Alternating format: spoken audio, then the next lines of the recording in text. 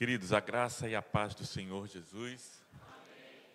Antes de mais nada, eu quero aqui expressar minha alegria e gratidão por esses dias que temos passado aqui, pastor Gilton, Igreja do Nazareno. Para mim, foi muito bom estar com vocês. E foi assim, confesso, uma surpresa. Porque eu cheguei aqui e vi a igreja mais bonita. E não é só a igreja que é bonita, não, o povo está bonito. Queridos, e eu descobri por que o povo da igreja é bonito. Durante esse seminário que eu descobri, é porque o povo daqui gosta da palavra. E a Bíblia diz que o coração alegre, e não tem lugar melhor de você alegrar seu coração do que na palavra. Eu digo um conselho para as moças lá da igreja, lá de Natal. Eu digo assim, quem quer ficar bonita aqui? Aí toda mulher quer ficar bonita, né? Aí eu digo, vou dar um conselho, viu? Passe mais tempo diante da Bíblia do que diante do espelho. Você vai ver como você vai ficar mais bonita cada vez mais. Porque essa palavra, queridos, ela tem o poder até de transformar a nossa fisionomia. Né? Mesmo no dia das dificuldades, das lutas, né? Nós estamos sempre alegres. E logo mais eu vou estar viajando, né? Os irmãos sabem que eu não moro aqui em Natal, em Recife, né? Apesar de ter nascido aqui, eu nunca morei em Recife. Vim aqui diversas vezes a trabalho, né? Principalmente lá em Suape, né? Quando eu ia muito lá e voltava. E continuo vindo, mas nunca morei. Mas eu moro em Natal e vou estar voltando lá. Então nós temos um problema hoje na igreja, que é um problema geográfico. Porque eu moro num lugar, vocês moram em outro, e a gente demora a se ver. Mas vai acabar isso, viu? Um dia nós vamos morar na mesma cidade. Cada um aqui tem um CEP diferente, né? Pois é, nós vamos ter o mesmo CEP. E daí nós não vamos nos demorar para se ver. Vamos estar nos vendo sempre. E o melhor de tudo, Jesus vai estar morando conosco na Nova Jerusalém. Você aguarda por isso? Eu aguardo ansiosamente por isso. Queridos, tem um livro da Bíblia que eu amo muito. Eu não estou falando do Apocalipse, não. Eu amo o Apocalipse, não sabe, mas eu amo toda a Bíblia. A Bíblia é fantástica, é uma coisa tremenda. Eu amo estudar a Bíblia.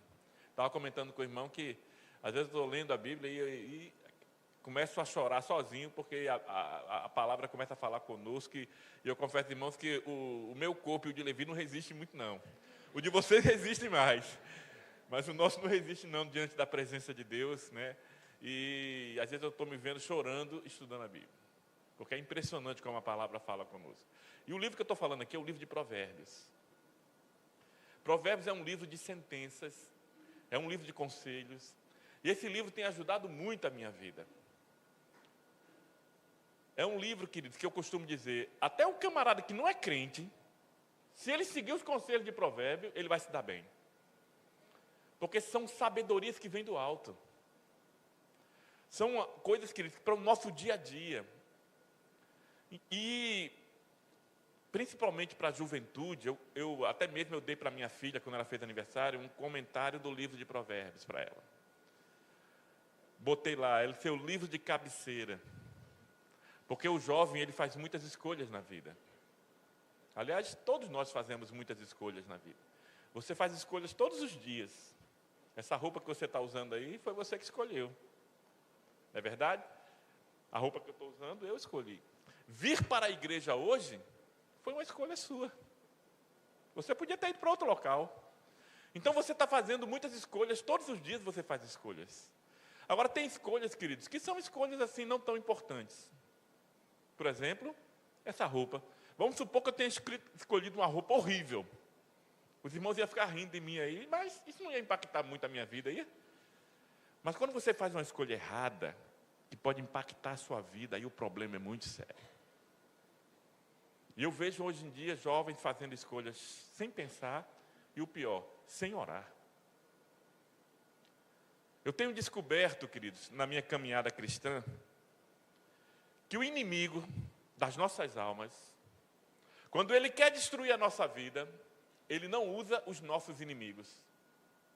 Ele não usa os nossos inimigos. Ele usa os nossos amigos. Eu conheço um caso lá em Natal, de um jovem, e me marcou muito esse caso.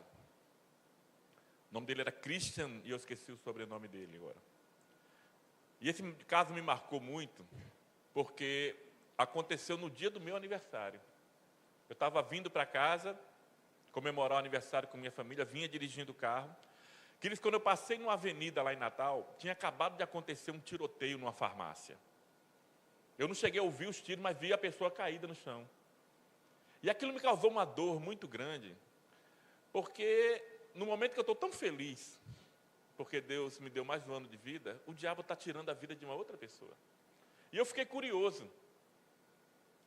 Eu fui querer saber quem era aquela pessoa que estava caída no chão. E eu fui investigar a vida dele. Era um jovem que, na sua adolescência, de classe média alta, era um jovem que tinha tudo para ser um grande sucesso na sua família, estudioso. Todos os professores diziam que ele só tirava notas excelentes. Ele participou dos Jogos Internos, se eu não me engano, do ano de 91 ou 92. E ele foi eleito o atleta dos Jogos Internos daquele ano, no futebol de salão. Um jovem que tinha tudo para ser um sucesso. Mas esse jovem fez escolhas erradas na vida. Ele escolheu amigos errados. E esses amigos, que eu coloco entre aspas, que não são amigos, levaram ele para o mundo das drogas. E Christian, que era um jovem tão centrado, entrou no mundo das drogas. Começou a roubar as coisas de casa para comprar drogas. E a Bíblia diz que um abismo chama outro abismo. E daqui a pouco ele está envolvido com pessoas da pior espécie. E naquele dia do meu aniversário, ele entrou numa farmácia para assaltar a farmácia, para ter dinheiro para comprar. Quando ele saiu, ele encontrou a polícia na porta. Quem são os teus amigos? Salomão diz lá em Provérbios 4:23 o seguinte: sobre tudo que você deve guardar, guarda o teu coração.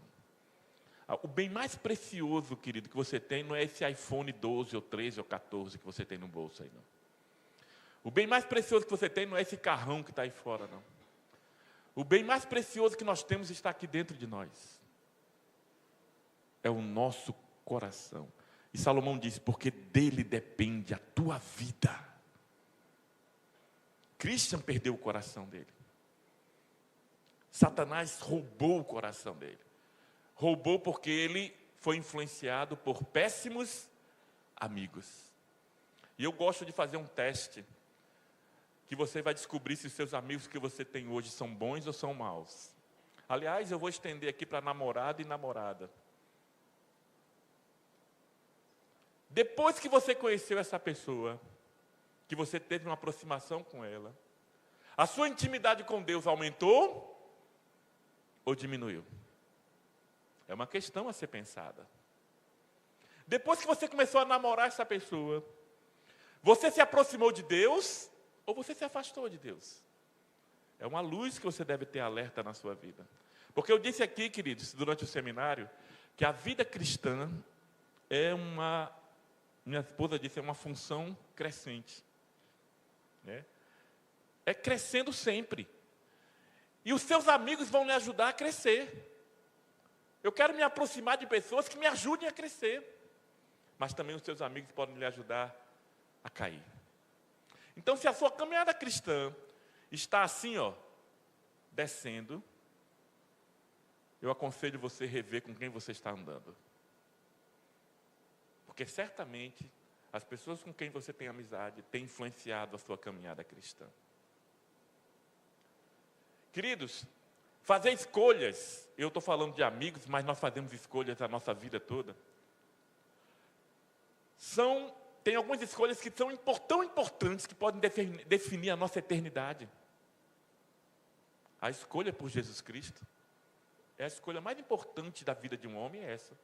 É mais importante até com quem você vai casar. É a escolha que você faz por Cristo na sua vida. Agora, tem alguns momentos na nossa vida que é difícil fazer escolhas.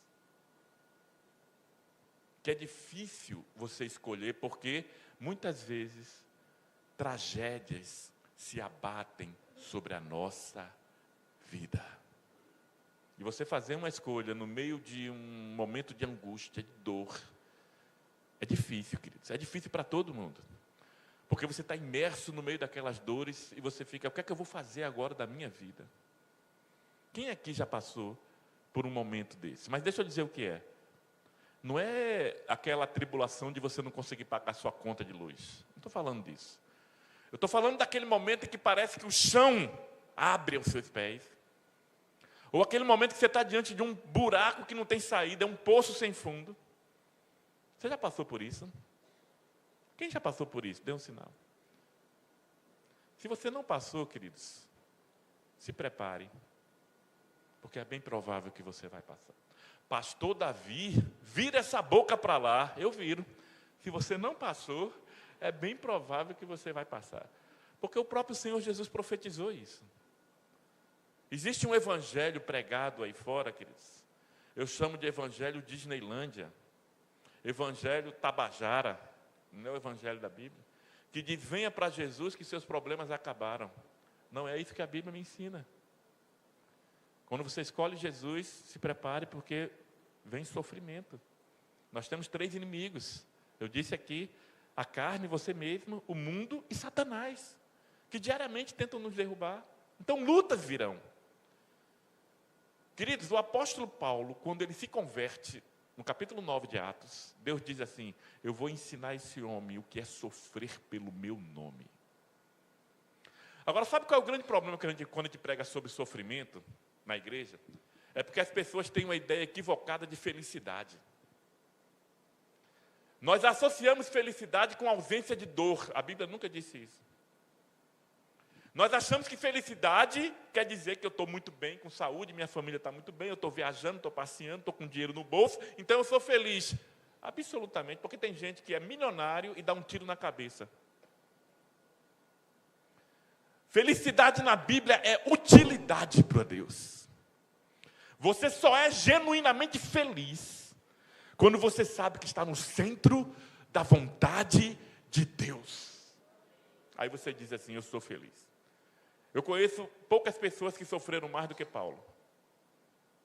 Você não encontra nas páginas da Bíblia quase nenhum momento de descanso de Paulo. Ou ele está sendo apedrejado, perseguido, ou açoitado, naufragando. A vida de Paulo foi uma vida de muito sofrimento. Mas se você pegasse uma máquina do tempo e voltasse 2000 anos atrás e fosse entrevistar Paulo, e for dizer assim, Paulo, vamos supor que você chegou na hora que ele está levando 39 açoites. Aí o cara lá está dando 17, aí Paulo faz 18. Aí você chega lá e diz, Paulo, você é feliz? Eu tenho certeza qual é a resposta dele. Ele diz, eu sou o camarada mais feliz da terra. Não é porque Paulo é masoquista, queridos. Ninguém quer sofrer.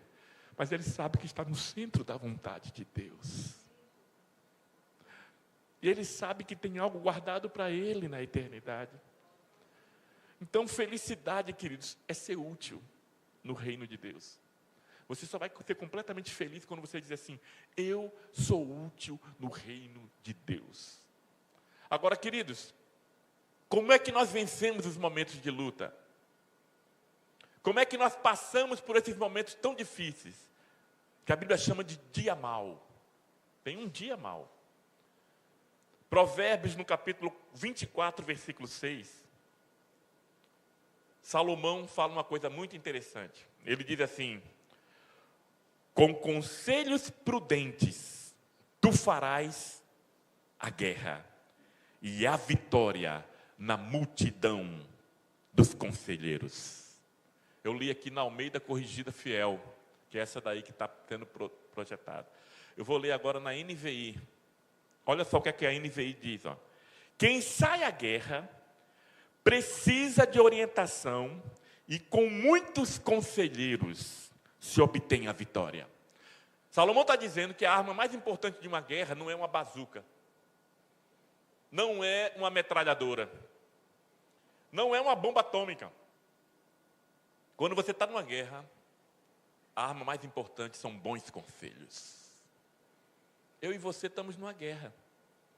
Nós lutamos diariamente numa guerra. Então, nós precisamos, na caminhada cristã, de bons conselhos. Por isso que eu amo o livro de Provérbios. Porque ele me dá bons conselhos para vencer essa guerra. Agora, queridos, eu queria trazer para os irmãos hoje, e eu pensei até em trazer uma mensagem escatológica, né? Mas Deus colocou no meu coração de trazer uma mensagem de conselhos para a igreja. Porque pode ser que você venha enfrentar momentos difíceis na sua vida. Pode ser que você já esteja enfrentando hoje momentos muito difíceis. E eu estou falando de coisas assim sérias, que uma doença chega de repente, sem bater a porta, e de repente você recebe um exame. Uma vez eu conversando com um colega meu, ele diz: Davi, eu fui fazer um exame de rotina, lá em Salvador. E quando ele recebeu o exame, o médico olhou para ele bem friamente e disse: rapaz, você tem um câncer em estado avançado e seu tempo de vida é muito pouco. Ele disse assim: eu saí daquele hospital, eu não sei como eu atravessei a avenida, como é que eu cheguei do outro lado, que eu não vi nada na minha frente. Pode ser um filho que envolva-se nas drogas, isso aí afeta toda a família, queridos. São para coisas como essa que nós precisamos de bons conselhos. Porque por falta de bons conselhos, eu vejo muitas pessoas até tirarem sua própria vida. Porque não encontraram nenhuma solução. Queridos, o suicida, ele não quer morrer. O suicida quer viver. Mas como ele não consegue viver, aí ele morre. Todo suicida, ele está num estado tão grande de desespero, que ele não encontra a saída, não tem um conselho que possa ser dado a ele, então ele vai e toma um ato de desesperado. Abra sua Bíblia, em Eclesiastes, capítulo de número 9. A Bíblia diz que Salomão, nos informa que Salomão escreveu 3 livros, né? Quando ele estava na flor da sua juventude, apaixonado, ele escreve o livro de Cantares. Aí quando ele está mais maduro, ele escreve o livro de Provérbios. E agora, na velhice, com cabelo branco igual o meu, depois que ele provou de muita coisa na vida, e ele viu que tudo é vaidade, que tudo é vão, que tudo aquilo que ele correu na vida dele atrás, é como correr atrás do vento. E às vezes eu me vejo assim também, correndo atrás do vento, uma coisa sem sentido. Aí ele escreve esse livro aqui de Eclesiastes. E eu queria meditar com você nesse livro, porque aqui tem preciosos conselhos de Deus para nós.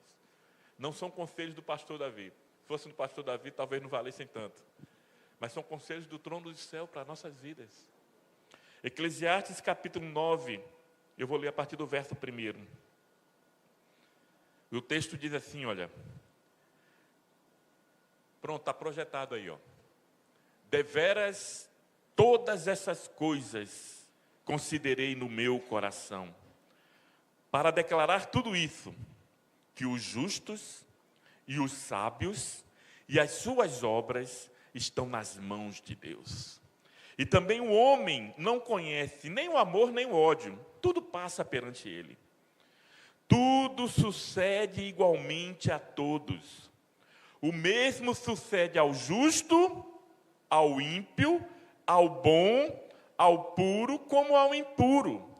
Assim, ao que sacrifica, como ao que não sacrifica. Assim, ao bom, como ao pecador. Ao que jura, como ao que teme o juramento. Este é o mal que há entre tudo quanto se faz debaixo do sol.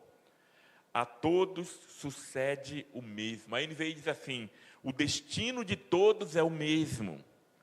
E também o coração dos filhos dos homens está cheio de maldade. E que há desvarios no coração enquanto vivem, e depois se vão aos mortos. Ora, aquele que está entre os vivos, há esperança, porque melhor é o cão vivo do que o leão morto. Porque os vivos sabem que hão de morrer, mas os mortos não sabem coisa alguma. Nem tampouco terão eles recompensa, mas a sua memória fica entregue ao esquecimento. Também o seu amor, o seu ódio e a sua inveja já pereceram, e já não tem parte alguma para sempre, em coisa alguma do que se faz debaixo do sol. Vai, pois, Come com alegria o teu pão e bebe com o coração contente o teu vinho, pois já Deus se agrada das tuas obras.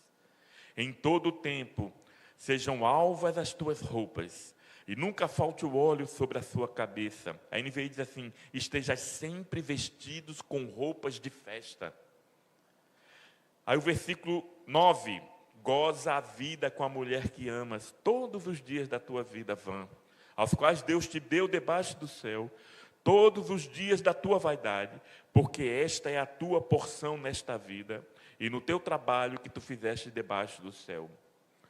Tudo quanto tiver as mãos para fazer, faze-o, conforme as tuas forças, porque na sepultura, a palavra aqui é hebraica, Sheol, para onde tu vais, não há obra, nem projeto, nem conhecimento, nem sabedoria alguma. Versículo 11: voltei-me e vi debaixo do sol, que não é dos ligeiros a carreira, e nem dos fortes a batalha, nem tampouco dos sábios o pão, e nem tampouco dos prudentes as riquezas, e nem tampouco dos entendidos o favor, mas o que o tempo e a oportunidade, a NVI diz, o tempo e o acaso, ocorrem a todos. Versículo 12: que também o homem não sabe o seu tempo.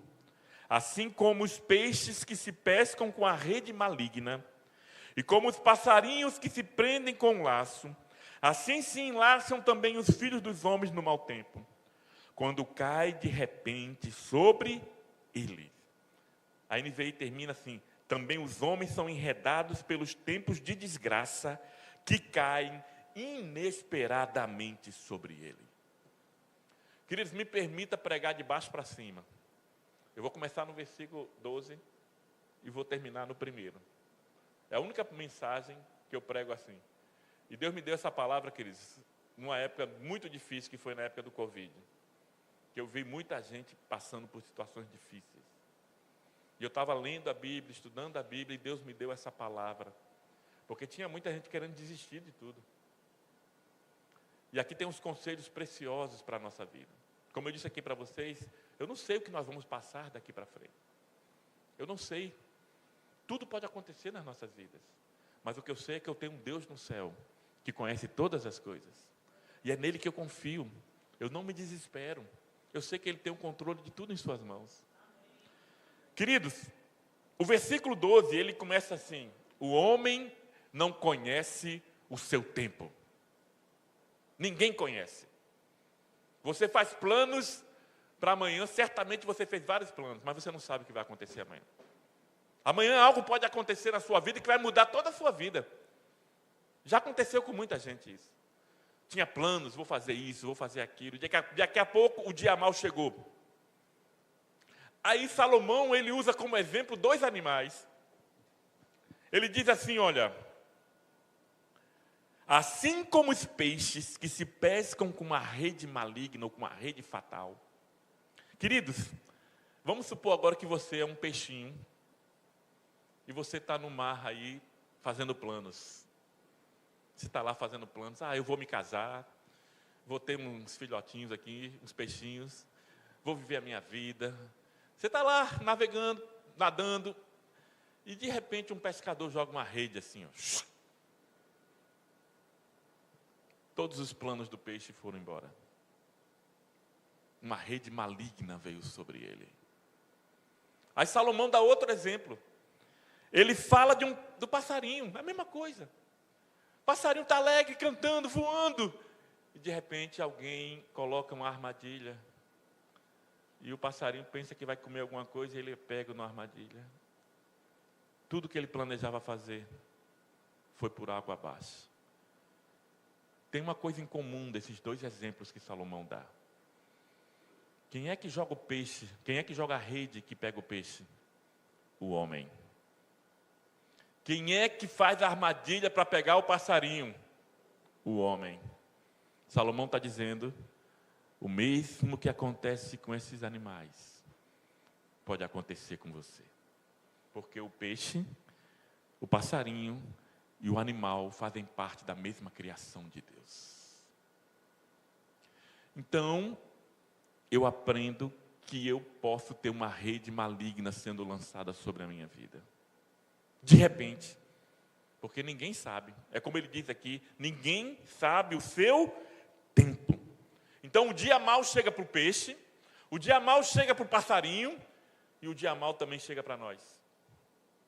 E a grande questão é o que nós vamos fazer quando o dia mau chegar.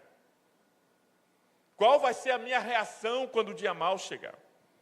O dia mau, queridos, ele tem algumas características. Primeiro, ele é inevitável. Acontece. Não pense que eu vou estar na igreja, é muito útil, mas não pense que você, por estar na igreja, servindo a Deus, que o dia mau não vai vir sobre você. O dia mau vai vir sobre todos. Pode vir sobre todos. O início do capítulo diz, vem sobre o justo e vem sobre o injusto. O dia mau é inevitável. Há uma equidade no dia mau, porque ele vem para o rico e vem para o pobre. Não é só pobre que tem dia mau, não, queridos. Ele vem para todo tipo de gente. Vem para todos.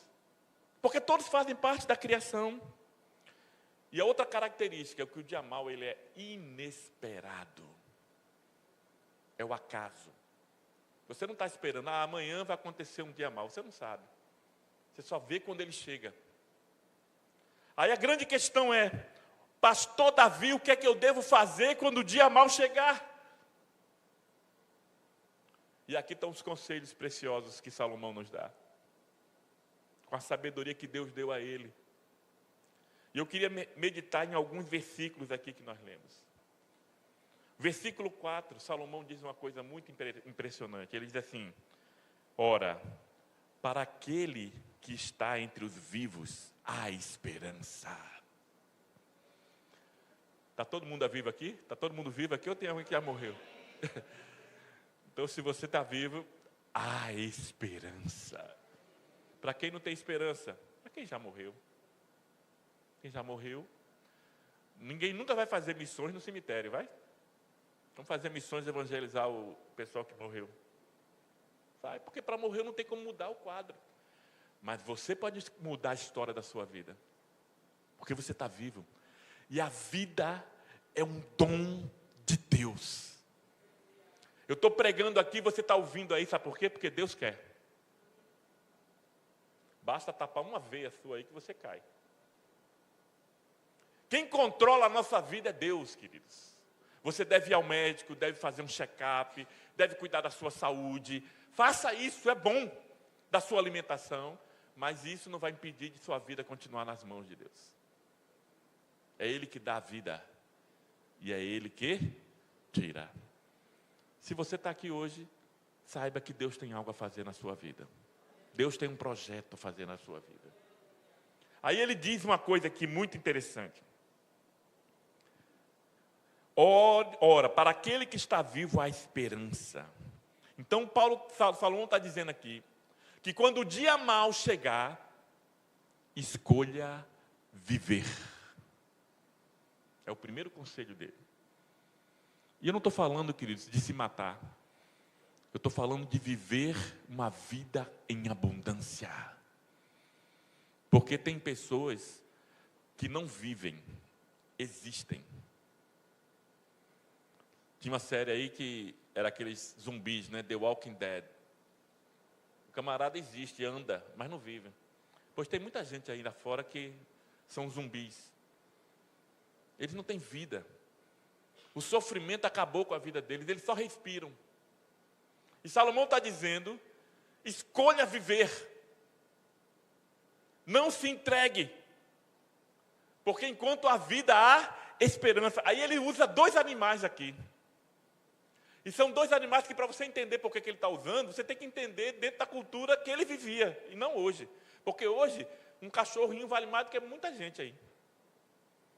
Hoje, queridos, tem hospital 24 horas para cachorro. Mas no tempo de Jesus não era assim não, querido. Um cachorro não valia nada. Não tinha esses poodle, esses cachorrinhos de madame. Um cachorro era associado a lixo. Tinham 2 animais que eram 2 extremos. O leão era visto por todos como rei. Por isso que Jesus é associado ao leão da tribo de... O cachorro, o cão. Até hoje o camarada associa o cão, que é o diabo. Lá vem o cão. Aí Salomão diz assim: é melhor ser um cão vivo do que um leão morto. Ele pega dois extremos. O cão é o pior de todos, mas é melhor ser um cão porque está vivo. Você está entendendo? Por quê? Porque você estando vivo, você pode reverter o quadro que você está vivendo. Essa situação que você está passando. Você pode depositar sua confiança em Deus e Ele mudar a situação. Pode ser que agora você não encontre a resposta, mas a resposta de Deus está lá na frente. O que eu não posso é me desesperar, me entregar e dizer: eu estou perdido.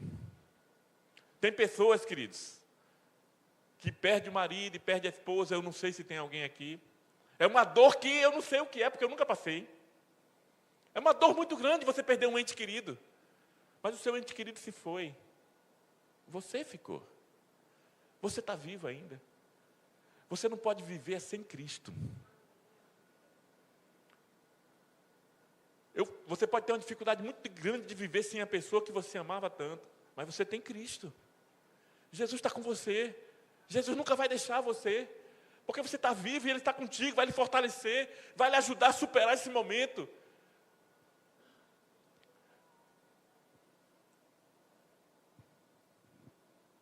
Segundo conselho. Então, o primeiro conselho: quando o acaso, quando o dia mau chegar, escolha viver. E viver com abundância. O segundo conselho de Salomão está no versículo 7. Ele diz assim: vai, pois, come com alegria, come com prazer o teu pão, e bebe com o coração contente o teu vinho, pois já Deus se agrada das tuas obras. Desfrute as coisas efêmeras da vida. Desfrute o efêmero. Tenha prazer nas coisas do dia a dia. Porque comer, você come todo dia. Aí ele diz assim: coma com alegria. Hoje eu tive um almoço tão bom lá com o pastor, meu irmão. É um momento que a gente tem que aproveitar. Aproveite cada momento da vida. Tem pessoas que ficam fazendo planos e eles ficam transferindo a sua felicidade para o amanhã. Ele diz assim: daqui a 2 anos eu vou para a Disney. Vai ser muito bom, vou planejar. Aí ele passa 2 anos sem viver, para chegar lá na Disney e viver alguns momentos de felicidade. Queridos, deixa eu dizer uma coisa para vocês. Os momentos mais felizes da minha vida não custaram nada. Foram simples. Foi desfrutando do dia a dia. As pessoas dizem, minha esposa é psicóloga, que as coisas que você lembra da sua infância são aquelas que são marcadas por grande emoção. Você não se lembra de tudo quando você era criança. Mas aquilo que foi marcado por grande emoção, seja uma emoção positiva ou seja uma emoção negativa, você lembra. Porque aquela emoção ficou marcada na sua memória. Eu trago na minha memória, queridos, emoções da minha infância. Coisas assim simples. Meu pai era um sargento, fuzileiro naval, 4 filhos para criar. Não tinha muito dinheiro, mas meu pai era um camarada sábio. Meu pai dizia assim: olha, nós vamos para a igreja, vamos todo mundo, mas nós vamos também sair de férias. Aproveite as férias com sua família, viu? Aí nós tínhamos um carro, uma Variante 2. Quem é mais velho aqui sabe qual é a Variante 2. É um carro que não se fabrica mais porque ele tinha mala atrás e tinha mala na frente. Eu não conheço nenhum carro hoje que tinha mala nos dois lados. Mas a Variante 2 tinha. Porque papai tinha uma família grande e tinha muita coisa para levar. Aí o carro saía, queridos, um carro velho, uma Variante azul, abarrotada. Tinha uma barraca no carro que ele botava, porque a gente não tinha dinheiro para ficar em hotel. E papai era sócio remido do Camping Clube do Brasil. Então a gente viajava pelo Brasil e chegava no camping, armava a barraca e não pagava nada. E ficava lá, puxava um ponto de luz. Aqueles foram os dias mais felizes da minha vida. Eu tenho certeza que se eu fosse para um hotel 5 estrelas, eu não seria tão feliz como eu fui ali.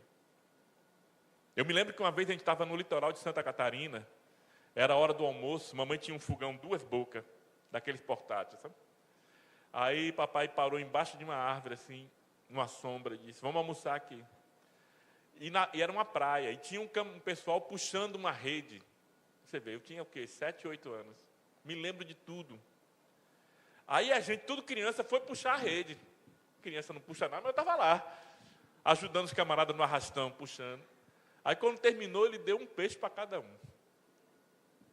Aí a gente pegou o peixe, mamãe fritou o peixe, a gente comeu o peixe, foi o almoço mais gostoso que nós tivemos. Custou quanto? 0. Não espere você ir para a Disney para você aproveitar os momentos com a sua família. Curta cada momento hoje. Não pode sair, vá ali tomar um sorvete. Aproveite. Sabe por quê, queridos? Esses minutos que nós estamos vivendo aqui não voltam mais. Nunca mais vão voltar. O tempo que você passa com seu filho, com a sua esposa, está passando. Não volta mais. Aproveite da melhor forma possível. Para você não chegar lá na frente e dizer, rapaz, eu devia ter aproveitado mais. Eu conheço empresários, queridos, que são riquíssimos. E foram entrevistar eles e dizer, rapaz, o que é que você arrepende? Eu me arrependo porque eu passei tanto tempo no trabalho e não aproveitei meus filhos. Eles cresceram e eu não vi eles crescerem. Eu dei tudo para eles. Dei a melhor escola, o melhor plano de saúde, mas você não deu você. Aproveite o efêmero, cada momento da sua vida. Curta cada momento. Terceiro conselho, e esse aí está associado a esse que eu acabei de falar. Está no versículo 9. Goza a vida com a mulher que amas. Todos os dias da tua vida vão, os quais Deus te deu debaixo do sol, todos os dias da tua vaidade, porque esta é a tua porção nesta vida, no teu trabalho, que tu fizeste debaixo do sol. Queridos, ninguém é feliz sozinho. Ninguém é feliz. Você só é completamente feliz quando você reparte, você divide a sua felicidade com as pessoas que você ama. Eu já viajei muito por esse país, pela empresa, e eu viajava sozinho. E fiquei em bons hotéis. Queridos, eu não tinha prazer nenhum no hotel. Às vezes o hotel tinha tanta coisa, porque eu estava sem meus filhos, sem minha esposa, sem as pessoas que eu amo. Eu tenho que aproveitar os momentos com as pessoas que vão estar comigo a minha vida toda. Então Salomão está dizendo, divida os seus dias com as pessoas que você ama. Só há sentido na vida se a gente desfrutar dela com as pessoas que amamos. Sabe por quê? Porque quando o dia mal chegar, não é o teu colega de pelada que vai estar do teu lado para te apoiar. Quando o dia mal bater na tua porta, é a tua família que vai estar com você. É ela que vai estar ao teu lado, abrindo mão do seu tempo, sacrificando a sua vida. Às vezes tem pessoas que trocam a família por amigos. Trocam, passam mais tempo com os amigos do que em casa. Eu conheço bem isso, porque eu trabalhei numa empresa que era assim. O camarada ficava embarcado 15 dias. Os 15 dias de folga era onde? Era com os amigos. Então a família não via ele os 15 dias embarcado, e mal via ele os 15 dias de folga. Eu conheci um, queridos, que o filho dele chegou para ele e disse, mãe, quem é esse? Porque ele passou tanto tempo fora, que o filho não reconheceu o pai. Que triste. Que triste.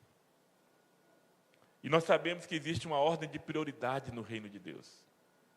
O primeiro lugar na tua vida é Deus. Ele é que tem que ser o primeiro lugar na sua vida. Jesus disse assim, aquele que não deixar pai, mãe, e não me seguir, não é digno de mim. Deus é o primeiro lugar. Agora, depois de Deus vem a família. Não vem a igreja. Abaixo de Deus, família. Olha o que é que diz aqui em 1 Timóteo 5,8. Se alguém não tem cuidado dos seus, e principalmente dos da sua família, negou a fé e é pior do que o incrédulo. Olha que coisa séria, né? Querido, você deve se envolver na igreja, participar de todas as atividades, sem desprezar a sua atividade como pai, como mãe. Não faça isso. Porque o seu filho pode crescer até com raiva da igreja, porque você trocou a família pela igreja. Eu vi um testemunho de um jovem, e ele disse assim: meu pai era pastor. E meu pai tinha um amante. Aí eu olhei assim: rapaz, seu pai tinha um amante? É. Quando chegava meu aniversário, a amante ligava, e meu pai saía da festa e ia para ficar com a amante. Sabe quem era a amante? A igreja. Ele chamava de amante a igreja que sugava o pai dele. Aí o pai se envolvia na igreja e deixava a família. Nós temos que ter sabedoria. Há tempo para tudo, queridos. Há tempo de se dedicar na obra, e temos que nos dedicar na obra, mas não podemos desprezar a nossa família. Noé é tido como o maior evangelista da história. Ele pregou anos e anos. Hebreus vai dizer que ele é o pregador da justiça. Não ganhou ninguém, mas ganhou sua família. Toda a família entrou na arca. E família, você não ganha com palavras. Família você ganha com vida. Você só ganha sua família para Jesus com a sua vida. Por isso que Salomão diz assim: ensina o teu filho no caminho. Tem gente que lê esse versículo assim: ensina o teu filho o caminho. Não é isso que Salomão está dizendo. Aí o camarada fica em casa, não vem para a igreja e diz assim: vá, meu filho, vá com sua mãe.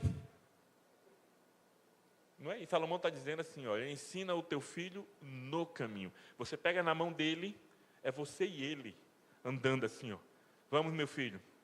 Porque a criança, queridos, ela aprende mais pelo que ela vê do que ela ouve. Ela absorve mais do que ela vê do que o que ela ouve. Aí você diz para o seu filho: meu filho, nós não podemos mentir, viu? Aí ele diz: está certo, pai. Aí alguém toca o telefone na sua casa. Aí você diz assim: diga que eu não estou.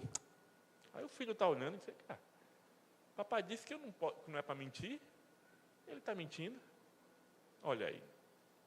Você acha que ele vai acreditar no que você falou ou no que você fez? Quarto conselho. Está no versículo de número 8. Em todo tempo estejam alvas as tuas roupas, e nunca falte o óleo sobre a tua cabeça. A NVI diz assim: estejam sempre vestidos com roupas de festa. Por que tem que estar sempre vestido com roupa de festa? Porque a qualquer momento você pode fazer uma festa.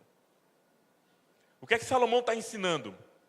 Não perca a chance de fazer uma festa, de celebrar. Celebrar o quê, pastor? Você tem motivo para celebrar todo dia. Acordou com saúde? Celebre.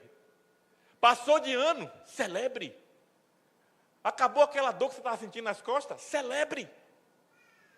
Celebre todos os dias e tenha uma gratidão a Deus por tudo. Pelas coisas grandes, pelas coisas pequenas. Aprenda a celebrar tudo na sua vida.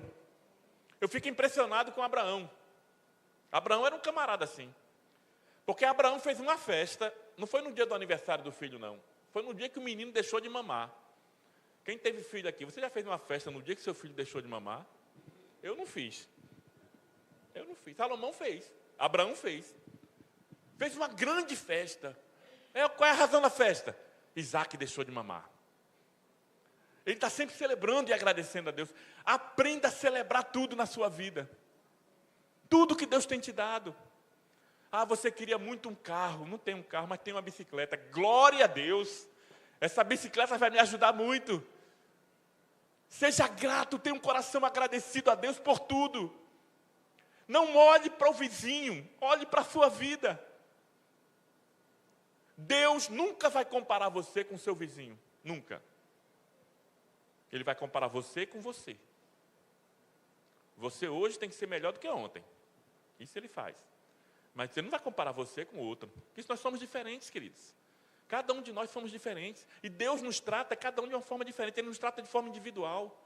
Eu passo por situações. Tem irmãos que passam por situações que eu não conseguiria passar. Eu não suportaria. Eu não tenho estrutura. Mas aquele irmão tem. E Deus o trata. E quando você está no forno de Deus, sabe o forno que você pega um vaso de barro, você vai lá, amassa ele, prepara o vaso. Aí para endurecer o vaso, você tem que colocar no forno. Quem coloca é Deus, às vezes. Às vezes Deus coloca a gente na fornalha. Agora se lembre que quem está controlando a temperatura, aquele das mãos furadas, que controla a temperatura, ele sabe o que é sofrer. Jesus sabe o que é sofrer. Quando você estiver sofrendo, saiba que Ele também sabe o que é sofrer. E jamais Ele vai colocar uma temperatura acima do que você possa suportar. Jamais. Ele está fazendo isso muitas vezes para o nosso bem.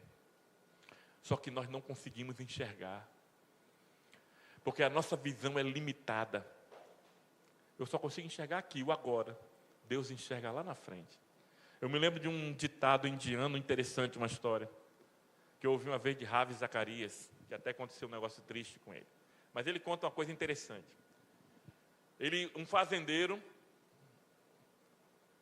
tinha uma fazenda lá com vários animais, e ele tinha um vizinho, que era meio invejoso, que ficava sempre olhando tudo que acontecia na fazenda. Aí um dia, o cavalo da fazenda fugiu. Aí o vizinho olhou para ele e disse: que azar, rapaz, teu melhor cavalo fugiu. Aí o fazendeiro disse: eu não sei se é azar, Deus é quem sabe. Aí passou alguns dias, o cavalo volta, mas não volta só, volta com 10 cavalos. Aí entra no curral. Aí o vizinho olha e diz: que sorte, o teu cavalo voltou com 10. Aí o fazendeiro disse: eu não sei se foi sorte, Deus é quem sabe. Aí o filho do fazendeiro foi domar um dos cavalos, que eram aqueles cavalos selvagens. Aí o filho do fazendeiro sobe em cima do cavalo. Aí quando o filho do fazendeiro está lá, o filho do fazendeiro cai, quebra a perna. Aí o vizinho volta e diz: que azar, hein? Os cavalos vieram e o teu filho quebrou a perna. Aí ele disse mais uma vez: eu não sei, Deus é quem sabe. Aí passou naquela fazenda um bando de assaltantes, recolhendo pessoas para fazerem parte do bando. Aí ele chegou e disse: olha, todo mundo que for jovem aqui vai ter que entrar, que se não entrar, morre. Aí eles viram o filho do fazendeiro com a perna quebrada. Não, esse aí não.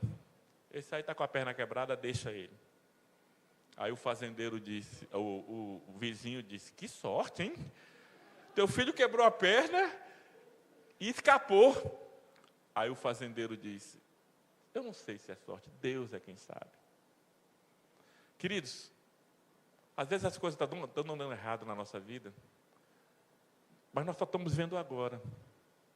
Talvez isso que você esteja passando hoje é que Deus está trabalhando na tua vida para amanhã. E é amanhã que você vai saber por que precisou passar por isso. Deus é quem sabe todas as coisas. Ele é que conhece a nossa vida. E se eu descanso no Deus soberano, eu não tenho que me preocupar, ainda que Ele me mate. Era o que Jó falava. Não tenho que me preocupar, porque eu sei que tudo que Ele faz é o melhor. Então faça sempre uma festa. Está terminando. 5º conselho. Tudo quanto vier às mãos para fazer, faze-o conforme as tuas forças. Porque na sepultura, olha aí a morte. Na sepultura, para onde tu vais, não há obra, nem projeto, nem conhecimento, nem sabedoria alguma. Salomão está dizendo que você tem que fazer, faça enquanto você está vivo. Eu conheço gente que planeja e não faz nada. Aliás, o pessoal diz que o cemitério está cheio de planejamento, né? Que foram enterrados ali, que o camarada não teve coragem de fazer. E ele está dizendo aqui, olha, o que vier às mãos para você fazer, faça. Agora não faça de qualquer jeito. Faça com todas as suas forças. E aqui eu incluo a obra de Deus. Quando aparecer a oportunidade de você fazer a obra de Deus, faça. Mas faça da melhor forma possível. Agora, queridos, nós já falamos um pouco sobre fazer aqui hoje pela manhã, quando a gente falou sobre os galardões. que Deus vai recompensar aqueles que fazem a obra. Mas tem uma coisa mais importante do que fazer, no relação à obra de Deus. A Bíblia conta, lá em Lucas capítulo 10, duas irmãs que eram amigas de Jesus. Você conhece bem a história, né? Eu sei que essa igreja aqui conhece bem a Bíblia. Marta e Maria. Marta, a mais velha. Imagina só, você recebe a notícia, Jesus vai chegar na sua... O que é que você faria, hein? Marta ficou, o quê? Jesus vai vir aqui? Começou a arrumar tudo e preparar tudo. Ela está fazendo. E ela está fazendo a obra de Deus, porque ela está fazendo para Deus. Mas a irmã dela, mais nova, não fazia nada. A irmã dela, quando soube que Jesus ia chegar, aí ela chegou, Jesus entrou na sala e ela sentou bem na frente. Marta fazendo, Maria estando. Você sabe o que é mais importante do que fazer? É estar na presença de Deus. Tem pessoas que fazem a obra de Deus, mas nunca estão na presença de Deus. Aconteceu comigo, queridos. Eu me envolvi tanto, às vezes, com tantas mensagens, que toda vez que eu pegava a Bíblia, era para pregar em algum canto. Eu tenho que preparar uma mensagem, porque eu vou pregar em tal canto, vou dar um ensino em tal canto. Aí Deus falou comigo, eu quero que você pegue a Bíblia para eu falar com você. Não adianta você fazer se você antes não esteve com Ele. Tenha um tempo para Deus, para estar com Ele. Você e Ele. Esse tempo aqui, queridos, é muito bom, mas aqui é uma reunião coletiva. Deus está presente, fala conosco, mas Ele quer um bate-papo só você e Ele. Aí Ele diz assim, lá em Mateus, entra no teu quarto, tranca a tua porta e tem um tempo para com Deus, a sua devocional. E você vai ver o quanto isso vai impactar a sua vida. Sexto e antepenúltimo conselho, estamos terminando. Versículo de número 10. Não, nós já falamos, né? Não, versículo 10, é isso mesmo. Tudo quanto te vier às mãos para fazer, faze conforme a tua força. É o mesmo versículo para os dois. Esse versículo ele me dá um conselho de não ficar com as mãos vazias. E ele também me dá um conselho de aproveitar as oportunidades da vida. Queridos, tem coisas na nossa vida que às vezes só passam uma vez. A oportunidade passou aqui e você deixou ela passar, você não vai vê-la mais nunca. Aí Salomão está dizendo, o que vier as mãos a fazer, faze conforme a tua força. Faça. Mas se não der errado? Não der errado, tudo bem. Às vezes eu converso com jovens, eu digo assim, vai ter um concurso tal. Eu não estou preparado não. Meu amigo, faça. Se você não passar, tudo bem, mas se você passar, se prepare, agora tem pouco tempo, se prepare, faça. Não tem problema nenhum você não passar. O problema é você ter deixado a oportunidade de passar e ali era o lugar que Deus tinha para você. Eu acho bonita a história do cego de Jericó, porque ele era cego, mas não era burro. Ele está lá em Jericó, na cidade, na porta da cidade, e de repente ele ouve um barulho, porque ele tem uma audição muito boa, todo cego tem uma audição muito boa. Aí ele olha e diz assim, vem cá, o que é que está acontecendo aí?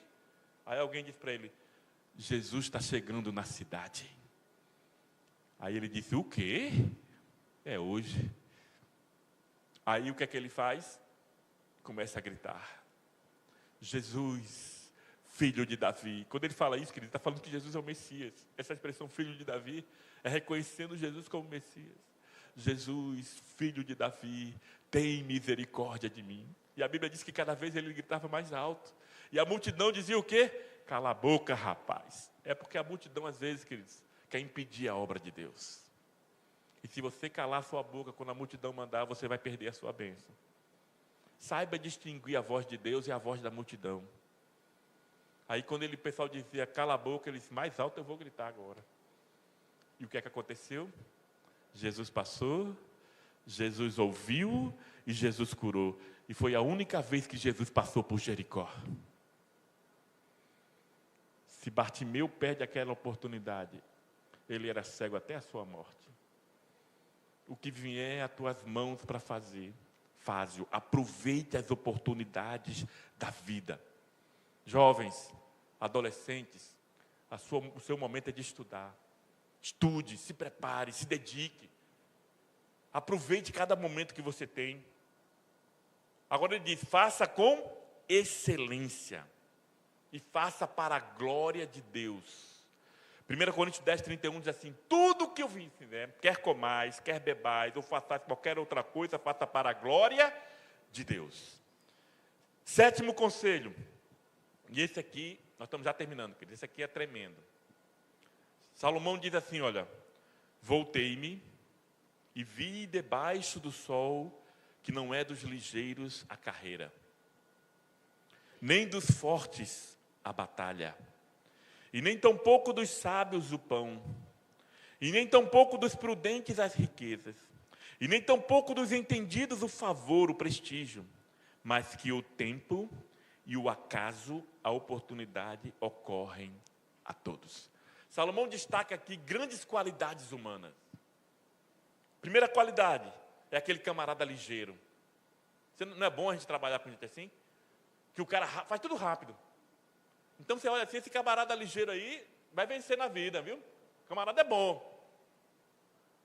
E o forte, ele fala, ó, nem dos fortes, é o cara que aguenta a pancada, que é resistente, que não se entrega facilmente, é o valente. Aí ele fala do sábio, repare bem que ele está pegando todas as áreas da esfera humana. O sábio, queridos, é aquele que tem a capacidade de usar a informação, o conhecimento em seu benefício. Se você só conhece e não usa em seu benefício, você não é sábio. O que muda a tua vida não é o que você sabe, queridos. É o que você sabe e coloca em prática. Por isso que Jesus diz lá em Mateus capítulo 7, todo aquele que ouve as minhas palavras e as pratica, assemelhei ao homem prudente. Porque ele ouviu as palavras de Jesus e colocou em prática. Eu estou pregando aqui, pode ser que tem pessoas que estão ouvindo a palavra e não vão colocar em prática.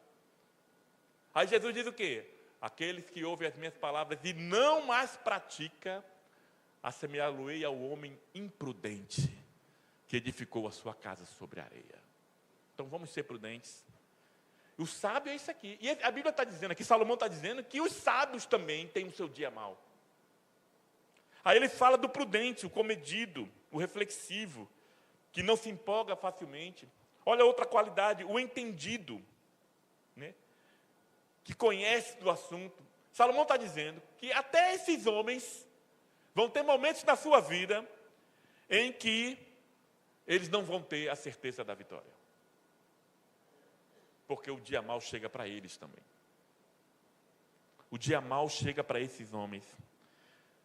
E haverá dias que esses homens vão ter perdas tão grandes que talvez eles não encontrem nas suas próprias qualidades forças para sair dessa situação. Então não basta eu ter todas essas qualidades, queridos. É necessário que eu, ao passar por um momento de luta, eu tenha visão celestial. Talvez este seja o grande segredo de quem vence as batalhas. É você conseguir aqui da terra ter uma visão do céu.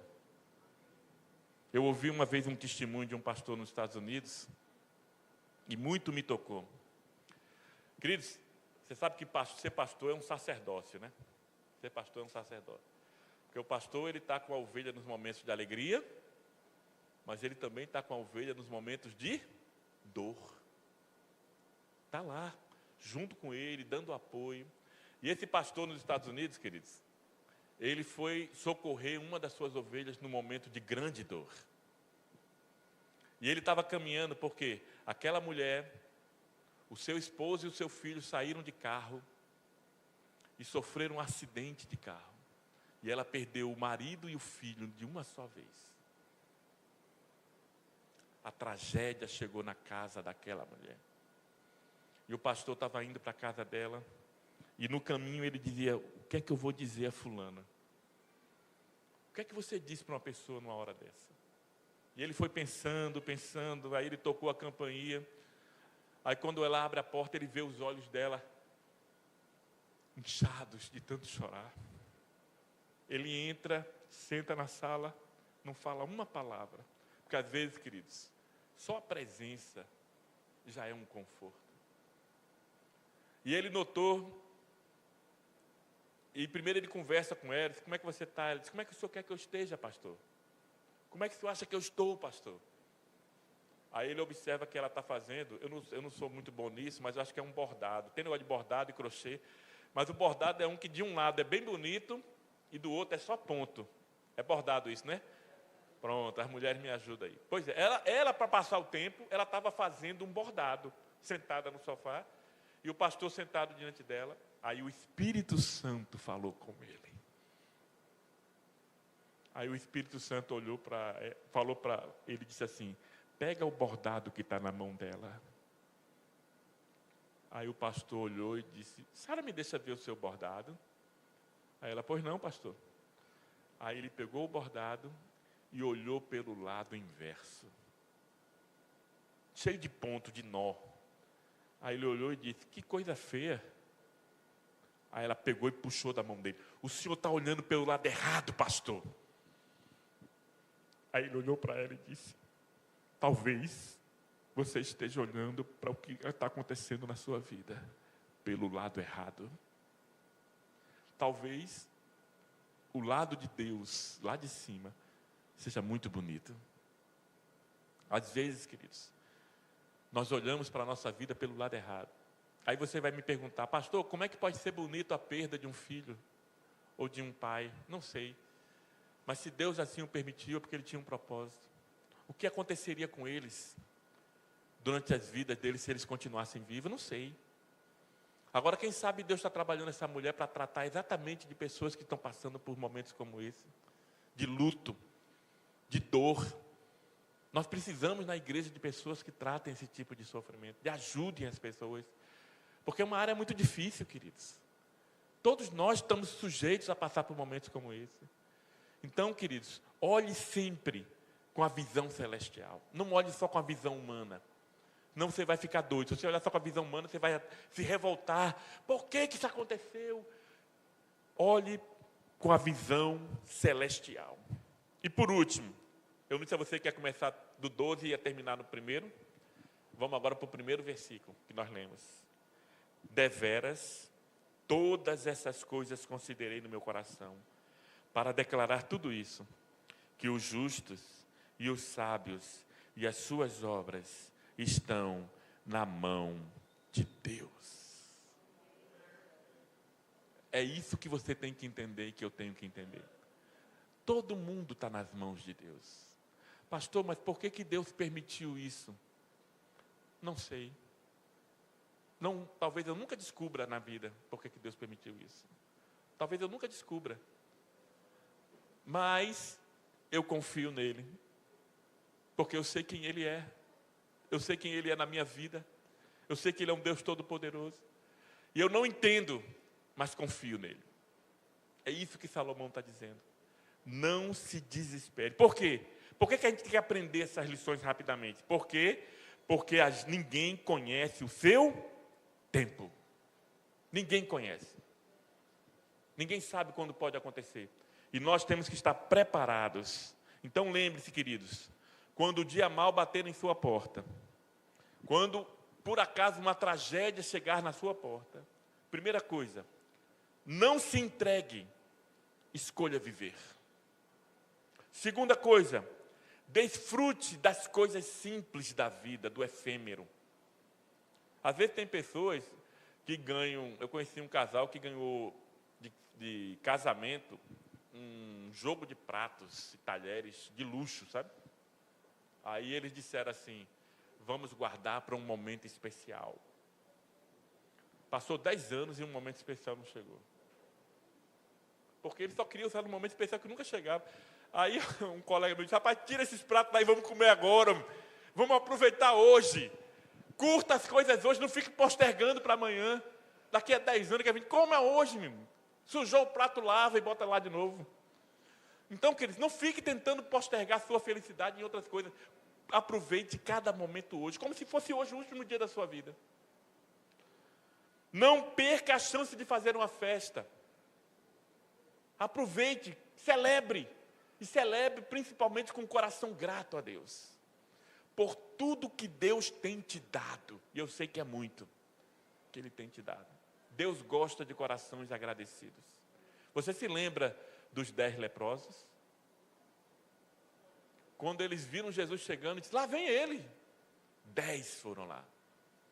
Aí Jesus olhou e disse assim, vá lá no tanque, se lave, se apresente ao sacerdote. 10 foram curados. Quantos voltaram? 1 voltou. Quantos foram salvos? 1 foi salvo. Os outros 10 foram só curados. Os outros 9 foram só curados. Porque não tem um coração agradecido. Aí Jesus olha para aquele e diz, né, falando uma linguagem nordestina, né? Volte. Não eram 10? Cadê os outros 9? Jesus esperava que eles viessem. Porque a gratidão é uma coisa que Deus espera de nós. Ele espera de nós todos os dias gratidão. Agora tem gente que só pede e não agradece. Eu quero. E quando recebe uma coisa, ele já está pensando na outra agora. Faça uma oração uma vez, só de agradecimento. Não peça nada. Chegue no seu quarto, Senhor, eu te agradeço por isso. Eu te agradeço pela minha família. Eu te agradeço pelo meu emprego. Eu te agradeço, porque tudo que eu tenho vem de Ti. Tenha um coração agradecido. Divida os seus dias com as pessoas que você ama. 5º conselho, não fique com as mãos vazias. Faça tudo com excelência, principalmente a obra de Deus. Número 6, aproveite as oportunidades da vida. Que passam na sua vida, não deixe ela passar. Aproveite cada oportunidade. Número 7, não basta você ter qualidades, virtudes, ser rápido, ser bom no seu trabalho. Tenha a visão de Deus. Não confie na sua capacidade. Mesmo que você seja muito capaz, mas tenha sempre a visão celestial, de que Deus é quem é o soberano e tem o controle de tudo. E em último lugar, confie em Deus e descanse na soberania dEle.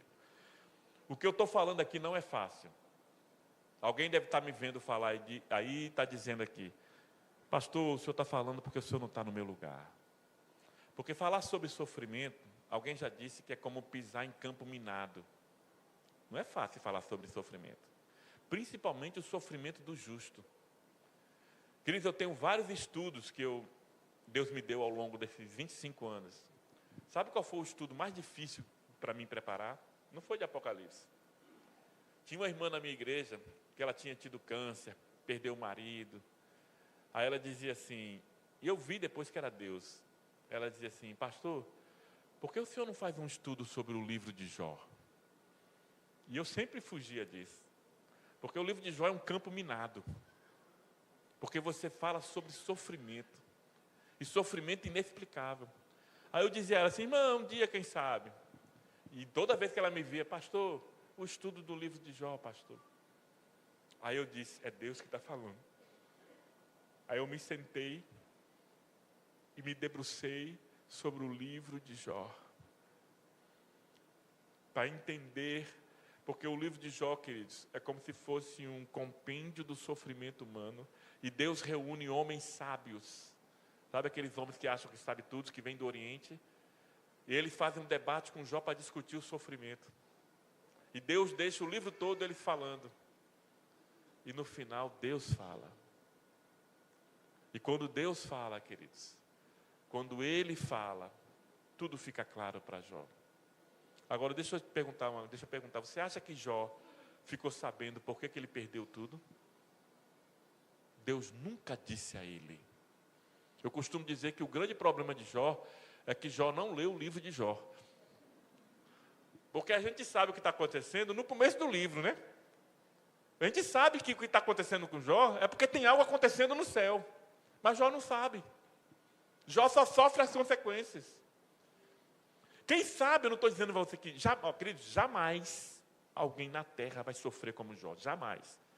O seu sofrimento, por mais duro que seja, não se compara ao de Jó. Porque o caso de Jó é um caso único. E foi feito exatamente para se discutir sobre o sofrimento humano.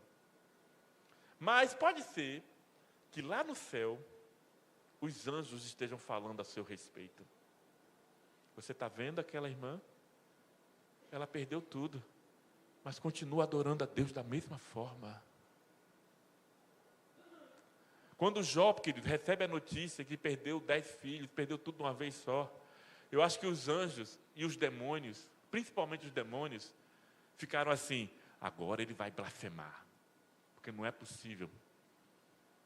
Ele não é possível, ele não vai continuar servindo a Deus depois de tudo que ele perdeu. Aí o que é que Jó fala? Sem saber por quê, ele diz: Deus me deu, Deus tomou. Ele tinha plena consciência. Aí você vai dizer: não foi Deus que tomou, foi Deus que permitiu. Foi o diabo que tomou, mas Deus permitiu, porque o diabo não faz nada se Deus não permitir. Então, em última instância, foi Deus. Aí ele diz: Deus me deu, Deus tomou. Bendito seja o nome do Senhor. Adorar a Deus quando tudo vai bem é bom e é fácil. Agora, adorar a Deus quando tudo vai mal.